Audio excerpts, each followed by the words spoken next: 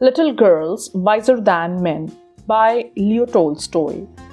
It was an early Easter. Sledging was only just over. Snow still lay in the yards and water ran in streams down the village street. Two little girls from different houses happened to meet in a lane between two homesteads, where the dirty water, after running through the farmyards, had formed a large puddle. One girl was very small, the other a little bigger. Their mothers had dressed them both in new frocks. The little one wore a blue frock, the other a yellow print, and both had red kerchiefs on their heads.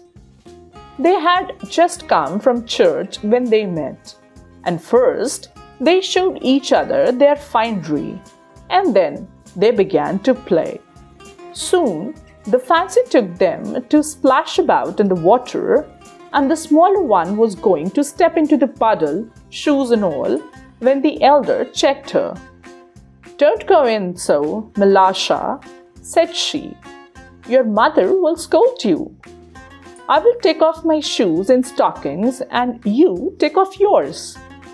They did so, and then, picking up their skirts, began walking towards each other through the puddle. The water came up to Milasha's ankles, and she said, "It is deep, Akolia. I'm afraid." "Come on," replied the other. "Don't be frightened. It won't get any deeper." When they got near one another, Akolia said, "Mind, Milasha, don't splash. Walk carefully." She had hardly said this when Milasha plumped down her foot, so that the water splashed right onto Akolia's frock.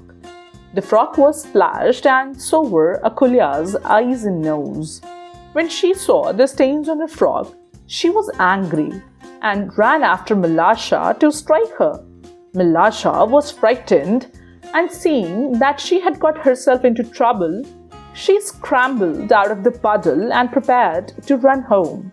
Just then, Akolia's mother happened to be passing, and seeing that her daughter's skirt was splashed and her sleeves dirty, she said, "You naughty, dirty girl, what have you been doing?" "Milasha did it on purpose," replied the girl. At this, Akolia's mother seized Milasha and struck her on the back of her neck. Milasha began to howl so that she could be heard all down the street. Her mother came out. "What are you beating my girl for?" said she, and began scolding her neighbor. One word led to another, and they had an angry quarrel. The men came out, and a crowd collected in the street, everyone shouting and no one listening.